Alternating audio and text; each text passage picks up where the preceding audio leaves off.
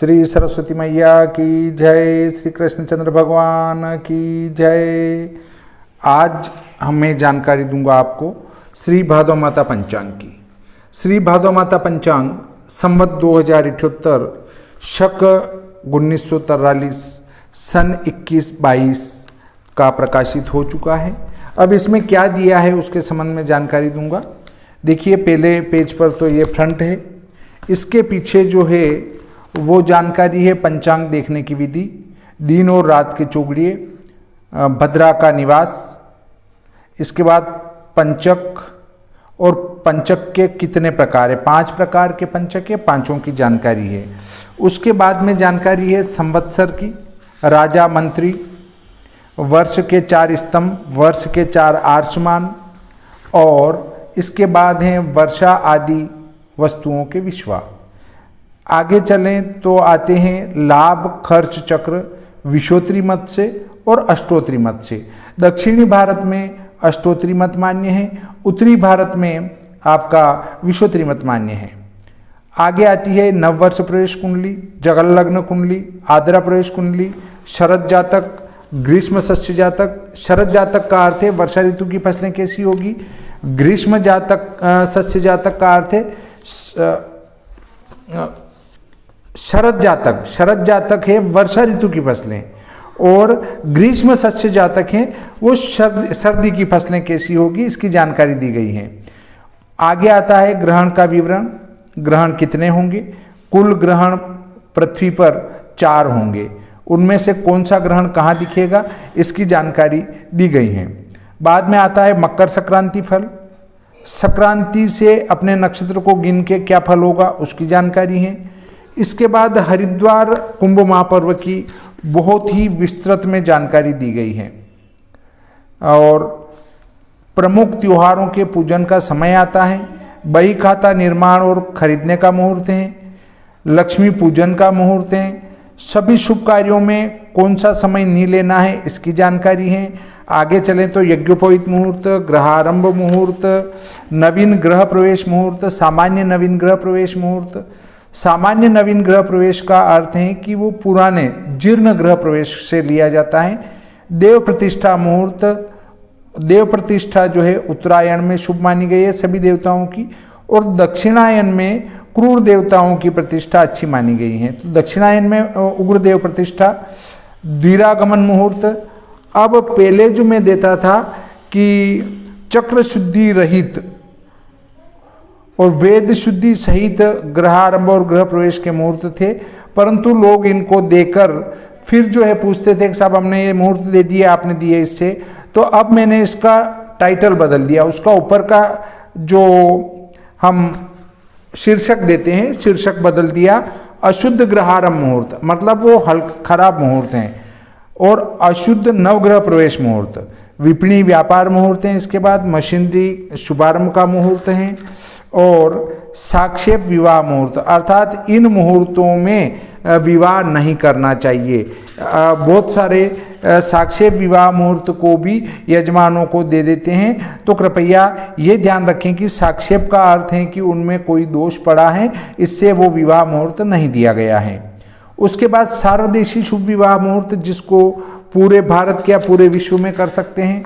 नक्षत्र चतुष्टयी विवाह मुहूर्त, कात्यायन ऋषि ने 4 नक्षत्रों को अच्छा माना है, तो इससे वो कात्यायन ऋषि के मत से हमने ये दिया है। तो अश्विनी, चित्रा, श्रवण और धनिष्ठा, ये 4 नक्षत्र, चतुष्टयी इसीलिए कहते हैं 4 नक्षत्रों के मुहूर्त है, और इसमें भी आपके कात्यायन ऋषि ने बताए हैं। विशेष संभागी विवाह मुहूर्त हैं, इनको उत्तराखंड में किया जाता है। और गुणस्सी संवत 2000 गुणस्सी के अर्थात अप्रैल से जुलाई 22 के भी लग्नों का यहाँ संकेत कर दिया गया है। इसमें भी नक्षत्र चतुष्टयी अलग है, सार्वदेशी अलग है विवाह मुहूर्त। वार्षिक राशिफल है, इसके बाद कौन सी राशि पर क्या फल घटित होगा इसकी विस्तृत में जानकारी है। और उसके बाद संवत्सर निर्णय, संवत्सर को लेकर हमारे यहाँ बहुत सारे विवाद चल रहे हैं, तो उस पर एक पृष्ठ पूरा दिया है कि संवत्सर में क्या होना चाहिए। इसके बाद 24 पृष्ठ आते हैं चैत्र से लगाकर शुक्ल से लगाकर चैत्र कृष्ण पक्ष तक। तो अब इसमें क्या दिया जाता है देखिए, पहले कॉलम में तारीख है, फिर तिथि, वार, घटी, पल और घंटा मिनट में समाप्ति काल। घंटा मिनट में समाप्ति काल 10:16 का अर्थ है 10:16 अर्थात 10:16 प्रतिपदा के सामने दिया है तो प्रतिपदा पूरे भारत में 10:16 पर समाप्त हो जाएगी। इसके बाद आता है अश्विनी नक्षत्र अर्थात नक्षत्र का कालम है, उसके घटिपल हैं, घंटा मिनट हैं। योग, फिर उसके घटिपल, करण उसके घटिपल, दिनमान उसके घटिपल। दिनमान का अर्थ है कि पूरा दिन कितने घटी का है और कितने पल हैं मतलब। निमच भारतीय स्टैंडर्ड टाइम का सूर्योदय सूर्यास्त दिया गया है। उसके बाद बांग्ला तारीख है, मुस्लिम तारीख है, राष्ट्रीय तारीख है। चंद्र राशि प्रवेश काल दिया गया है स्टैंडर्ड टाइम में जो कि पूरे भारत में मान्य है। प्रातःकालिक सूर्य स्पष्ट 5:30 बजे का दिया गया है। पीछे उसके बाद जो कॉलम है उसमें दिया है सूर्य नक्षत्र से दिन नक्षत्र तक की संख्या, अर्थात सूर्य नक्षत्र से हम दिन नक्षत्र तक कई मुहूर्तों में गिनते हैं तो कितनी संख्या हुई वो मैंने गिनकर दे रखी है, आपको गिनने की कतई आवश्यकता नहीं है। उसके बाद आता है व्रत पर्व, उस पीछे लिखा है व्रत पर्व की जानकारी। एक लाइन में व्रत पर्व की जानकारी दी है, उसमें नहीं आने पर वो शेष उसके पीछे ए लिख के, ए में ए की जानकारी है, बी में बी की जानकारी है, इस प्रकार से जानकारियाँ दी गई हैं। ये 24 पृष्ठ हैं, 15-15 दिन के लस्टर हैं। ये समाप्त होने के बाद आता है चंद्र का दैनिक नक्षत्र चरण में प्रवेश काल, अर्थात चंद्रमा एक दिन में अर्थात जो दिन नक्षत्र है उसका पहला चरण कितनी बजे से, दूसरा चरण कितनी बजे से, तीसरा चरण कितनी बजे से और चौथा चरण कितनी बजे से है। तो आप आसानी से किसी का नामकरण करना है तो ये 2, 4, 2 और एक 5 पृष्ठों में पूरे 365 दिन या 354 दिन का जो वर्ष है उसके नक्षत्रों के चारों चरणों का प्रवेश काल दिया गया है।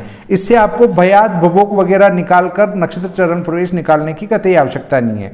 इसके बाद सारे ग्रह स्पष्ट दिए हैं 6 पृष्ठों में और ये समाप्त होने के बाद सूर्यादि ग्रहों के राशि नक्षत्र चरण प्रवेश काल का समय दिया गया है। फिर अक्षांशादि सारणी का विवरण दिया है, लग्नांतर सारणी भाग 1, भाग 2, होरा चक्र और 6 पृष्ठों में दैनिक लग्न प्रवेश की सारणियाँ दी हैं घंटा मिनट सेकंड तक। ये समाप्त होने के बाद अवखाड़ा चक्र है, नामकरण करना हो तो, किसी का पाया निकालना हो तो। उसके बाद आता है वर वधु मेलापक 2 पृष्ठों में।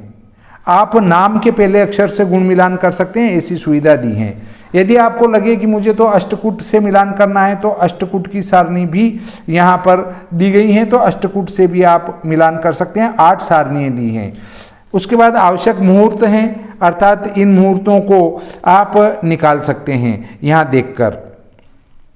पंथा राहु दिया गया है और सूर्य नक्षत्र से हवन विचार, सूर्य नक्षत्र से अभिषेक विचार, ताराबल सारणी, सूर्य नक्षत्र से दुर्गा हवन विचार, सूर्य नक्षत्र से दिन नक्षत्र तक की संख्या की सारणी और इसके बाद गबाड़ मुहूर्त की टेबल आती हैं। गबाड़ मुहूर्त भी आप निकालना चाहें तो निकाल सकते हैं। गोरख पतड़ा यात्रा मुहूर्त है, नक्षत्र पर से चंद्र स्पष्ट सारणी है और इस पंचांग को अन्य स्थान का परिवर्तित करें तो कैसे करें इसकी विधि दी है। सूर्य क्रांति सारणी, 24 अयनांशी दशम लग्न सारणी जिसका उपयोग पूरे भारत में कर सकते हैं और बिना दशम का इष्ट बनाए, इसकी विधि भी यहाँ पर दे रखी है पृष्ठ क्रमांक 86 पर। बाद में आती है बेलांतर सारणी, उसके बाद मध्यांतर सारणी है और फिर 601 नगरों की अक्षांशादि सारणी है। इतनी विस्तृत अक्षांशादि सारणी भारत के किसी भी पंचांग में आपको नहीं मिलेगी। आप देखेंगे पहले नगर का नाम है, उसके बाद उस नगर के अक्षांश है, फिर भूकेंद्रीय अक्षांश है, फिर रेखांश है, फिर स्टैंडर्ड अंतर हैं, उसके बाद देशांतर हैं, बाद में पलभा आती हैं, फिर मेष, वृषभ, मिथुन, कर्क, सिंह, कन्या, तुला, वृश्चिक, धन, मकर, कुंभ, मीन, ये 12 राशियों के लग्नांतर दिए गए हैं। इनको चिन्ह के अनुसार धन या ऋण उस दैनिक लग्न प्रवेश में करने पर आपके उस नगर के दैनिक लग्न प्रवेश का सूक्ष्म शुद्ध समय प्राप्त होगा। इसके बाद आता है स्वदेशोदय पल, विपल और प्रतिविपल में, अर्थात मेष, मीन, वृषभ, कुंभ, मिथुन, मकर, कर्क, धनु, सिंह, वृश्चिक, कन्या, तुला, इन 12 राशियों के स्वदेशोदय भी आपको निकाल कर दे दिए गए हैं, निकालने की आवश्यकता नहीं है। फिर अगस्त्य, लोप और दर्शन के राशि, अंश, कला, विकला दिए गए हैं। इन राशि, अंश, कला, विकला पर सूर्य के आने पर अगस्त्य का लोप और अगस्त्य का दर्शन होता है। फिर चरांतर सारणी मिनट सेकंड में है, गोचर फल की टेबल है, नवग्रह यंत्र हैं, अक्षांश 24-28 की 24 अयनांशी निर्यण सारणी है। फिर अक्षांश 24-3 की निर्यण लग्न सारणी है। इससे आगे चलें तो पलबा निकालना, योगिनी दशा, अंतरदशा, स्वदेशोदय निकालना, विषोत्री दशा निकालना, गंडमूल के नक्षत्र चरण और उनका फल। इसके बाद आता है होरा, देशकांश, सप्तमांश, नवमांश, द्वादशांश, त्रिशांश, सूर्य से लगाकर राहु तक के अष्टक वर्ग, सप्तवर्गीय बल चक्र और अवस्था चक्र ये दिए हैं। आगे आए तो नवीन मत से वर्ष प्रवेश सारणी दी गई हैं। अगले पेज में 12 राशियों के गुणधर्म हैं। फिर उसी के नीचे ग्रहों के गुणधर्म हैं। फिर अंग्रेजी तारीखों के अनुसार मास दशा देखने की टेबल है। उसके बाद अंग स्फुरण की टेबल है। शरीर पर छिपकली गिरने, गिरगिट चढ़ने की टेबल है। स्वप्न का क्या फल होगा उसकी टेबल है। फिर अंक ज्योतिष की के 2 पेज हैं। और उससे आगे देखें तो काल सर्प योग विवेचना पर 1 पेज पूरा है। महत्वपूर्ण जानकारी का 1 पेज पूरा है। चौगड़िया के समाप्ति काल की सारणी है। एकादशी में क्या फलाहार लेंगे उसकी सारणी है। और उस फलाहार को लेने से कौन सी योनि मिलेगी उसकी सारणी दी गई है। इस प्रकार से ये संवत 2078 के श्री भादव माता पंचांग का परिचय पूर्ण होता है। अब देखिए इस पंचांग को कैसे मंगाएं।